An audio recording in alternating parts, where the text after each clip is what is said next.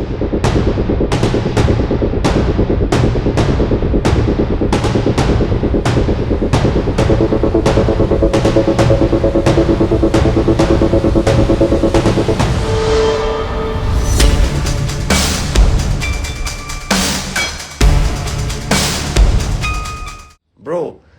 I'm an artist, bro.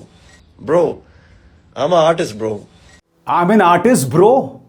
ये कहकर दिलजीत पाजी जंतर मंतर पर सोनम वांगचुक जो आमरण अनशन कर रहे हैं उस पर कहने से बच गए। मगर दिलजीत पाजी ये कैसा कन्वीनियंस है। जब किसान आंदोलन होता है और कम से कम 750 किसान मर जाते हैं भारतीय जनता पार्टी सरकार की गलती की वजह से, और चूंकि उस किसान आंदोलन में अधिकतर किसान पंजाब से थे, तब आप खामोश नहीं रहे थे। तब आपने कहा था, और तब अगर आप खामोश रहते तो आपके करियर के लिए घातक होता। मगर अब आप कह रहे हैं I am an artist bro, मैं जंतर मंतर पर कैसे बोल सकता हूं। मैं यही समझना चाहता हूं कि हमारे ये आर्टिस्ट कैसे सुविधावादी हो जाते हैं। दिलजीत पाजी, तुसी जानते हो कि मैं तुम्हारा कितना बड़ा फैन हूं, लिहाजा मैं जो बात कह रहा हूं उसे ध्यान से समझिएगा। बहरहाल दोस्तों, दो चीजें सामने उभर कर आई हैं। पहली बार आमिर खान ने सोनम वांगचुक पर अपनी राय दी है। उन्होंने दो बड़ी अहम बातें कही हैं। पहली बात उन्होंने कही कि 3 इडियट्स में उनका किरदार सोनम वांगचुक पर आधारित नहीं था। मैं सोनम वांगचुक को नहीं जानता था, मगर उन्होंने चिंता जरूर जतलाई है। इस बीच सोनाक्षी सिन्हा, जी हां, दबंग की सोनाक्षी सिन्हा सामने आई हैं और उन्होंने कहा है कि मैं खामोश नहीं रह सकती। आज इस कार्यक्रम में हम सवाल उठाने वाले हैं कि किस तरह से हमारे सेलिब्रिटीज, हमारे फिल्म स्टार्स राजनीति में दखल नहीं देना चाहते हैं, मगर अपनी सुविधा के हिसाब से दखल देते हैं। मगर इससे पहले कि मैं आपको बताऊं कि दिलजीत पाजी ने क्या कहा, सोनाक्षी ने क्या कहा, आइए सुनते हैं आमिर खान। पहली बार वो सामने आए हैं। पत्रकार नवनीता सरकार ने उनसे सवाल पूछा और उन्होंने कहा कि देखिए 3 इडियट्स का उनका किरदार सोनम वांगचुक पर आधारित नहीं था। उन्होंने कहा हालांकि मुझे चिंता है कि वो आमरण अनशन कर रहे हैं और मैं उम्मीद करता हूं कि वो भूख हड़ताल खत्म करेंगे। सुनिए आमिर क्या कहते हैं। It was a film that, of course, has had a deep impact for us when we were growing up, and you were inspired by a certain person, Sonam Wangchuk. That's what I'm told. No, that's not true actually. No? No. That is a misconception. Okay. I didn't know about Mr. Sonam at that time when we were doing the film 3 Idiots. I know that I saw a video of Chatur. Yeah. Just recently he said that Yes. I've seen it too. no, he's wrong. Maybe that's what Chatur was thinking. But I want to tell you that neither Raju nor Abhijat, who are the 2 writers, nor I, we didn't know about Mr. Sonam. However, what Mr. Sonam is doing is good work in any case. He doesn't have to be based on the character of 3 Idiots for us to respect him and the work that he does. But what do you have to say anything about this? Just from a factual point of view, I want to tell That's you it. that I neither It's Raju never been nor I- clarified before this. Yeah. In fact, Mr. Sonam has said this. Okay. He also has said that the character is not based on him. He has also clarified. But do you have anything to say about his fasting for 19 Well, days? I think all of us are very concerned for his health and his life, you know, and we hope that it ends well, and it, you know, all of us are hoping that he ends his fast and Yes. looks after his health. Yeah. Thanks. तो आमिर खान ने यह तक कह दिया कि खुद सोनम वांगचुक ने कहा है कि फुनसुक वांगडू का किरदार उन पर आधारित नहीं था। यानी कि आमिर खान अपनी उस जिम्मेदारी से बच गए कि आखिर वो क्यों जंतर मंतर नहीं जा रहे हैं। अब इसके बाद तो कुछ कहने के लिए बचता ही नहीं। मगर इससे पहले कि हम अपने सेलिब्रिटीज के दोगलेपन की बात करें, जो बड़ी खबर आ रही है जंतर मंतर से कि कांग्रेस ने अब सोनम वांगचुक को लेकर अपना समर्थन जतलाया है। इससे पहले कांग्रेस के जो बड़े नेता हैं केसी वेणुगोपाल, उन्होंने खुलकर सोनम वांगचुक के इस पूरे अभियान का समर्थन किया था। अब जैसा कि आप देख सकते हैं पवन खेरा वहां पहुंच गए। पवन खेरा वही शख्स हैं दोस्तों, याद कीजिएगा जब अन्ना आंदोलन चल रहा था तब शीला दीक्षित की तरफ से, या ये कहा जाए उस वक्त की जो कांग्रेस की सरकार थी उसकी तरफ से पवन खेरा जो शीला दीक्षित के साथ काम कर रहे थे, तब वो गए थे अन्ना से मिलने। और यहां पर आप देख सकते हैं पवन खेरा पहुंचे हैं अपना समर्थन जतलाने। मैं आपको बतलाना चाहूंगा कि कॉकरोच जनता पार्टी से जुड़े उसके कई नेता, कई समर्थक कह रहे हैं कि भाई राहुल गांधी वहां क्यों नहीं पहुंच रहे हैं। अब कांग्रेस खुलकर सोनम वांगचुक के समर्थन में है। हालांकि यह बात स्पष्ट कर दी जाए कि कांग्रेस यहां पर एक लाल रेखा जरूर खींच रही है। वो सोनम वांगचुक के समर्थन में तो है जिसकी वजह से इस आंदोलन में जान है, मगर अभिजीत दिपके के पक्ष में वो कुछ नहीं कह रहे हैं। कांग्रेस के कई नेता इस पर अपना बयान दे रहे हैं। इंतजार कीजिएगा, मैं आपको बताऊंगा उमर अब्दुल्ला ने क्या कहा, सचिन पायलट ने क्या कहा, आदित्य ठाकरे ने क्या ऐलान किया। यह सब बहुत अहम है और अब यह आंदोलन बहुत बड़ा होता जा रहा है। और कांग्रेस के समर्थन के बाद, यानी कि अब सब पॉलिटिकल पार्टीज इसे समर्थन दे रहे हैं, कम से कम सोनम वांगचुक को, तो क्या ऐसे में यह आंदोलन वाकई गैर राजनीतिक है जब पूरा विपक्ष उनके साथ दिखाई दे रहा है? सबसे पहले सुनिए पवन खेरा की चिंता, आखिर वो क्यों पहुंचे। हमारे संगठन महासचिव श्री केसी वेणुगोपाल जी ने भी एक ट्वीट किया, सोनम वांगचुक जी के स्वास्थ्य को लेकर हम सबको चिंता है और एक बहुत संवेदनहीन सरकार ऊपर बैठी है जो लोकतांत्रिक विरोध की भाषा को नहीं समझती। ऐसी सरकार के सामने विरोध का तरीका बदलते रहना चाहिए। हमें इनकी चिंता है स्वास्थ्य की, जो बच्चे बैठे हैं उनकी भी, कि आप अपनी जान को जोखिम में डालकर इस सरकार से कुछ हासिल नहीं कर पाए। और अब एक जरूरी संदेश, सच के इस सफर में मेरा साथी बनिए, मेरा चैनल ज्वाइन कीजिए और इनमें से एक विकल्प, एक ऑप्शन चुनिए। शुक्रिया। यही नहीं दोस्तों, मैं आपका ध्यान खींचना चाहता हूं पार्टी के नेता सचिन पायलट के इस बयान की तरफ। उन्होंने क्या कहा आपकी स्क्रीन पर। पिछले 19 दिन से सोनम वांगचुक जी केंद्रीय शिक्षा मंत्री के इस्तीफे की मांग को लेकर अनशन पर बैठे हैं, जिससे उनके स्वास्थ्य पर उल्टा असर पड़ रहा है। मैं उनसे आग्रह करता हूं कि वे अपना अनशन समाप्त करें। पेपर लीक और विभिन्न अनियमितताओं के मामले के कारण छात्रों और उनके परिवारों पर जो आप बीती है उसने सबको झकझोर दिया है। राहुल गांधी जी और हमारे पार्टी के नेता का मानना है कि युवा देश का भविष्य है, उनके साथ किसी भी प्रकार का अन्याय स्वीकार नहीं किया जाएगा। छात्रों को न्याय मिलना चाहिए। भाजपा सरकार को इस मुद्दे पर जवाब देना होगा। और यह सिर्फ भावात्मक विषय नहीं है, बल्कि छात्रों के भविष्य और शिक्षा व्यवस्था की विश्वसनीयता का प्रश्न है। उमर अब्दुल्ला जम्मू कश्मीर के मुख्यमंत्री याद दिला रहे हैं कि याद कीजिएगा, जब रामलीला मैदान में अन्ना आंदोलन चल रहा था तब क्या रुख हुआ करता था उस वक्त के प्रधानमंत्री का। उमर अब्दुल्ला आईना दिखा रहे हैं प्रधानमंत्री नरेंद्र मोदी को। सुनिए उमर अब्दुल्ला ने क्या कहा। सियासत अपनी जगह, लेकिन कहीं ना कहीं इंसानियत और रहम के लिए भी जगह होनी चाहिए। अब आप मुकाबला करिए, जब रामलीला मैदान में उस वक्त डॉक्टर मनमोहन सिंह साहब की हुकूमत के दौरान ठीक इसी तरह अन्ना हजारे और उनके साथी भूख हड़ताल के लिए वहाँ बैठे हुए थे, तो हुकूमत ने अपने मिनिस्टर भेजे, उनसे बातचीत करने की कोशिश की और उन्हें मनवाने की कोशिश की कि ये भूख हड़ताल तोड़ के वो बातचीत के रास्ते पे आएँ।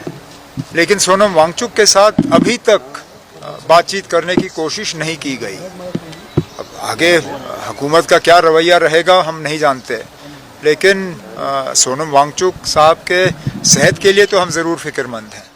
दोस्तों, इससे पहले कि मैं आपको बताऊं कि आदित्य ठाकरे ने क्या ऐलान किया है, मैं चाहता हूं कि आप सुने सोनम वांगचुक का यह संदेश, जिसमें उन्होंने कहा कि मैं मरने नहीं वाला हूं। 20 तारीख को जब हमें मार्च करना है जंतर मंतर से संसद भवन तक, उससे पहले मैं मरने नहीं वाला हूं। सुनिए क्या कहा सोनम वांगचुक ने। मैं बाहर से कमजोर हूं मगर अंदर से बहुत मजबूत हूं और मुझे उम्मीद है आप लोग अंदर बाहर दोनों से बहुत मजबूत हैं। तो ये मजबूती हमें चाहिए 20 जुलाई को। जब हम बहुत ही शांतिपूर्ण तरीके से मार्च निकालेंगे संसद तक और हम सब एक साथ चलेंगे और देश के लोकतंत्र के मंदिर में अपनी फरियाद सुनाएंगे, अपनी प्रार्थना सुनाएंगे। आप सब चलेंगे हमारे साथ? वादा? तो फिर मैं किसी भी तरह 20 जुलाई तक जिंदा रहूंगा और नहीं आए और 20 जुलाई सफल नहीं रहा तो मैं भूत बन के आऊंगा। धन्यवाद। इस बीच जैसे मैंने बताया दोस्तों, यह आंदोलन लगातार बढ़ता जा रहा है कांग्रेस के समर्थन के बाद, और मैं आपका ध्यान खींचना चाहता हूं आदित्य ठाकरे के इस ऐलान की तरफ। वो कहते हैं कि 19 जुलाई को यानी रविवार को शिव तीर्थ पर हम 4 बजे मिल रहे हैं मोन साहेब मीनाताई ठाकरे के स्टैच्यू के सामने, और हम सोनम वांगचुक और कॉकरोच जनता पार्टी के पक्ष में वहां पर एक आंदोलन, एक प्रदर्शन करने जा रहे हैं। यानी कि अब सभी पॉलिटिकल पार्टीज इसके पक्ष में, इंतजार कीजिएगा, मैं आपको बताऊंगा। राकेश टिकैत पहुंचे, डिंपल यादव पहुंची, सबसे बड़ी बात अरविंद केजरीवाल भी पहुंचे, उस सब की चर्चा होगी। मगर चर्चा की जानी चाहिए हमारे सेलिब्रिटीज की भी, उनके द्वंद्व, उनके दोहरे मापदंड, उनके दोगलेपन की भी। मगर प्रॉब्लम क्या है दोस्तों, मैं आपको बताता हूं हमारे इन फिल्मी सितारों को लेकर। जब प्रधानमंत्री नरेंद्र मोदी 75 साल के होते हैं ना, तब यही आमिर खान, शाहरुख खान, अजय देवगन, अक्षय कुमार सब बधाई देते हैं। याद है आपको जब किसान आंदोलन चल रहा था? याद है जब अंतर्राष्ट्रीय मीडिया रिहाना से लेकर तमाम बड़े नाम किसान आंदोलन पर प्रतिक्रिया दे रहे थे कि वहां पर इंटरनेट क्यों बंद कर दिया गया है? तभी अक्षय कुमार, अजय देवगन, सचिन तेंदुलकर ये सब सामने आए थे। यानी कि जब सरकार का समर्थन करना होता है ना, तभी लोग राजनीति में दखल देते हैं। मगर अब जब इनसे सवाल करते हैं तो ये कह रहे हैं bro, I am an artist bro. मैं चाहता हूं आप सुनिए क्या कहा दिलजीत दोसांझ ने, और इंतजार कीजिएगा सोनाक्षी की बेबाक बात कुछ देर बाद। मगर सबसे पहले सुनते हैं दिलजीत का यह बयान, जो कुछ पुराना जरूर है, 1-2 दिन पुराना है, मगर सुनिए उन्होंने क्या कहा। ब्रो जंतर मंतर प्रोटेस्ट बारे, जंतर मंतर कहता प्रोटेस्ट चली जाता ब्रो, मैं तो दूर ही रखो यार प्रोटेस्ट और इन्हां सारियां चीज़ां तो। Bro I am artist bro, मैं तो एवं घड़ीस ले, मैं थोड़ा नेता शेता है यार, तुम पता नहीं मैनू की समझते हो। देखो सारा कुछ कदे ठीक नहीं हो सकता, ये दुनिया ते सारा कुछ कदे ठीक नहीं हो सकता। नानक दुखिया सब संसार, सो सुखिया जो नाम आधार। सो ਜਿਹੜੇ प्रोटेस्ट कर रहे हैं उन्होंने भी मुबारक, जिन्होंने लिए प्रोटेस्ट हो रहे हैं उन्होंने भी मुबारक, मैनू पता नहीं।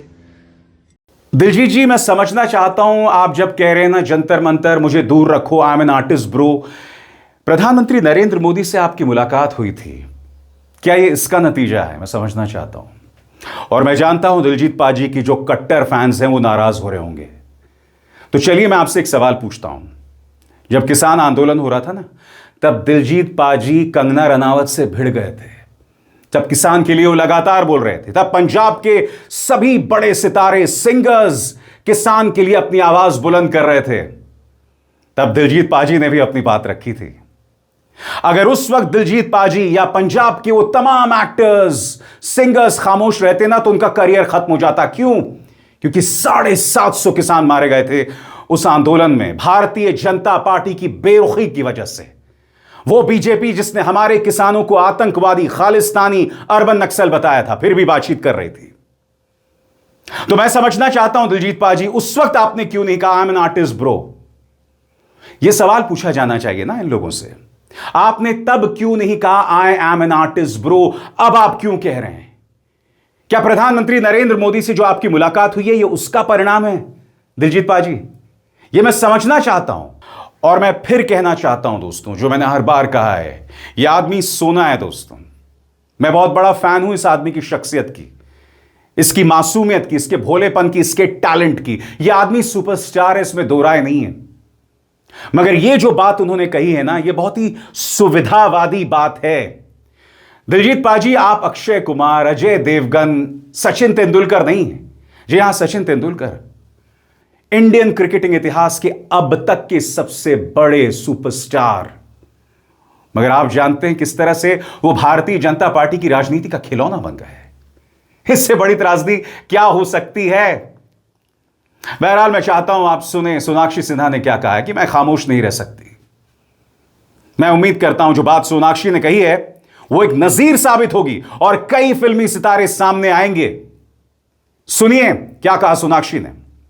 I've never given a statement out like this, but आज हम उससे रहा नहीं जा रहा।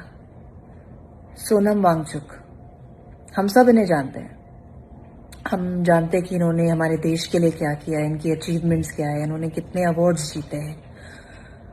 आज वो 18 दिन से अनशन पर बैठे हैं, भूखे हैं, कुछ खाया नहीं है।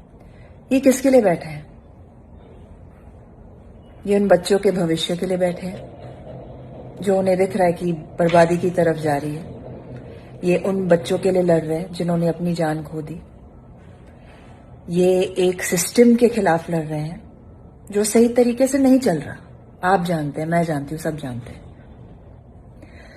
हम सब उन्हें जानते हैं, वो हमें नहीं जानते। पर फिर भी देश के लिए, इस देश के बच्चों के भविष्य के लिए उन्होंने 18 दिन से खाना नहीं खाया है और बहुत सारे लोग चुप हैं। तो मुझसे तो ना रहा नहीं गया। अब जो होना है होगा, नो प्रॉब्लम, बट मैं चुप नहीं बैठ सकती। ये आदमी single handedly, of course with the cockroach Janata party, मैं इस देश के युवाओं को मतलब बधाई देना चाहती हूँ कि उन्होंने अपनी आवाज उठाई, वो सच के लिए, कुछ अच्छे के लिए लड़ रहे हैं। पर कोई सुन क्यों नहीं रहा? You know, nobody cares. कोई कुछ डायलॉग नहीं खोल रहा, कोई कुछ बात नहीं कर रहा, कोई इनको मतलब इनकी तरफ मुड़ के देख भी नहीं रहा है। And that's when I decided कि मैं भी क्यों चुप हूं। मैं भी तो इस देश की हुआ हूं, मैं भी इस देश का भला चाहती हूं। मैं कोई एंटी नेशनल नहीं हूं, तो मैं क्यों चुप हूं? सोनम जी ने एक्चुअली कहा कि आप मुझसे नहीं कहिए कि मैं अपना फास्ट तोड़ूं, गवर्नमेंट से कहिए कि वो हमसे बात भी क्यों नहीं कर रहे हैं। Why aren't they even paying attention to any of this? तो हाँ, आप सही हो sir, you are very very important to us, you are a gem, you are, I can not thank you enough for what you are doing for this country. तो मैं आपसे नहीं कहूंगी कि आप अपना फास्ट तोड़े। मैं बस यही पूछना चाहती हूं कि when is it going to be enough?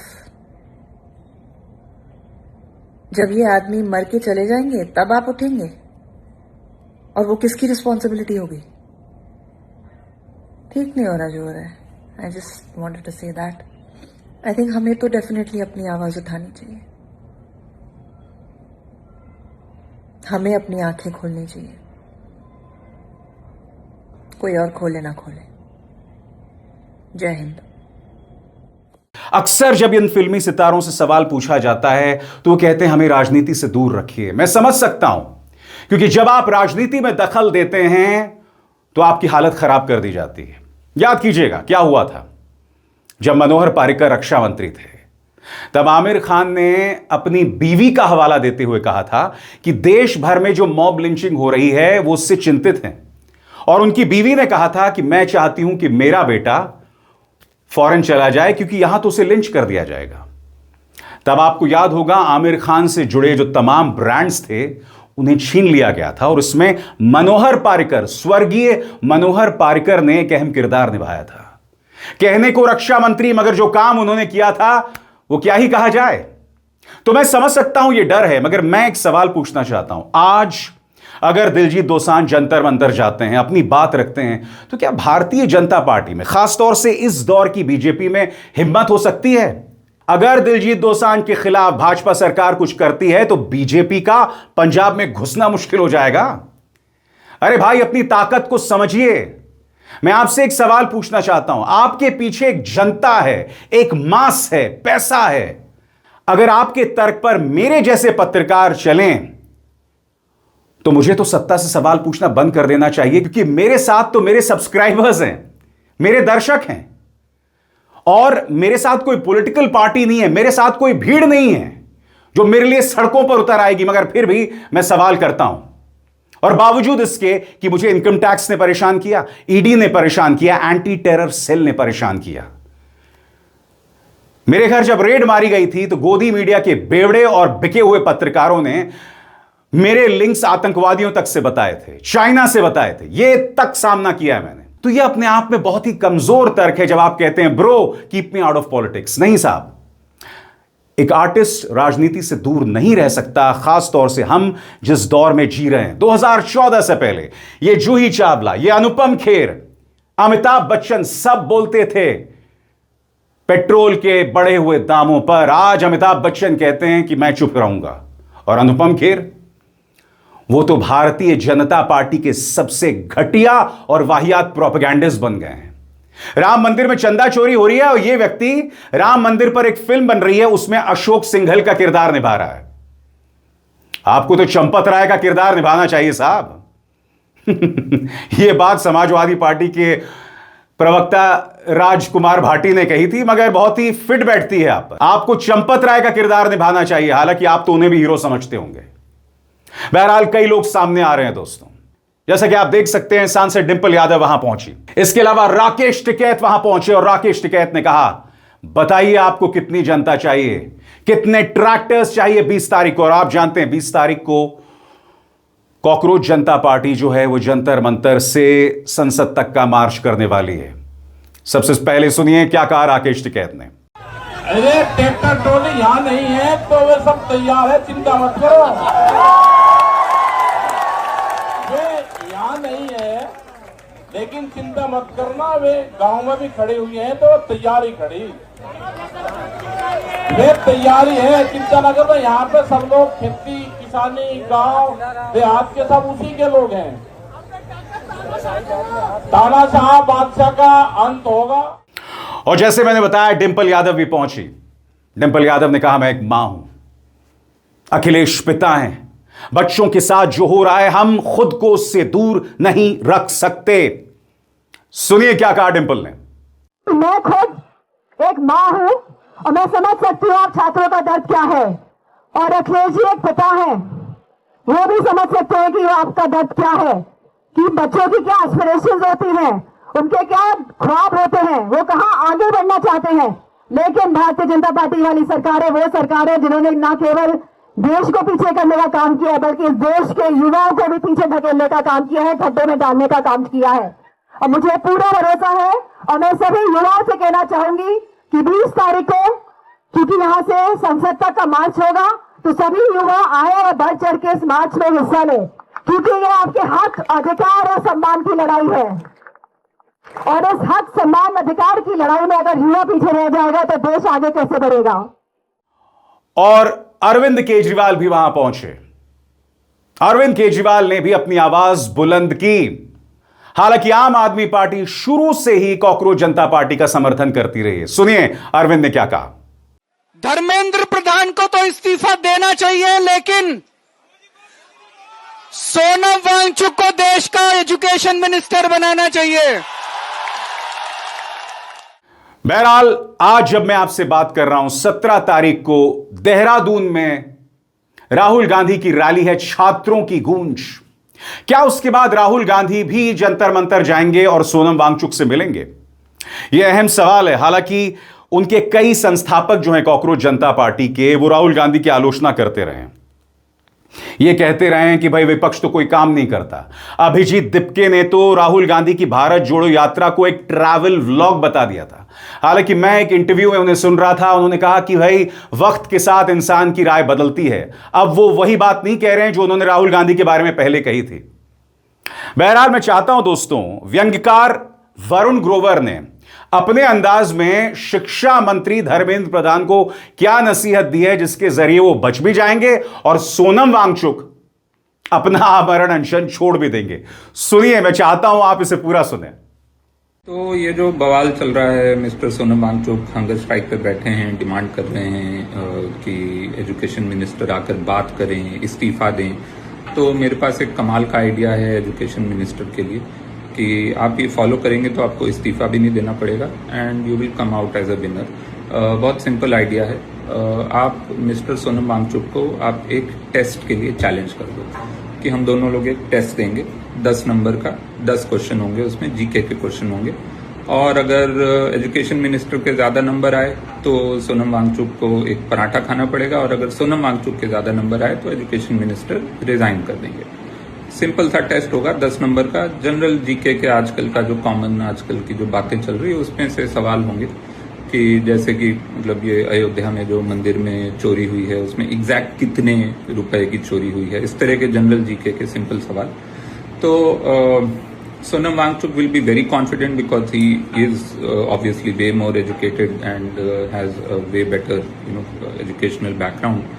So he will be like हाँ ये तो मैं जीत ही जाऊंगा, और वो पेपर सेट हो और काफी इंडिपेंडेंटली सेट हो, और वो फिर एयरफोर्स हमारी जो इंडियन एयरफोर्स है वो आके वो पेपर डिलीवर करे, एंड समहाउ इवेंचुअली हमारे एजुकेशन मिनिस्टर फिर भी वो पेपर में ज्यादा नंबर ले आए, क्योंकि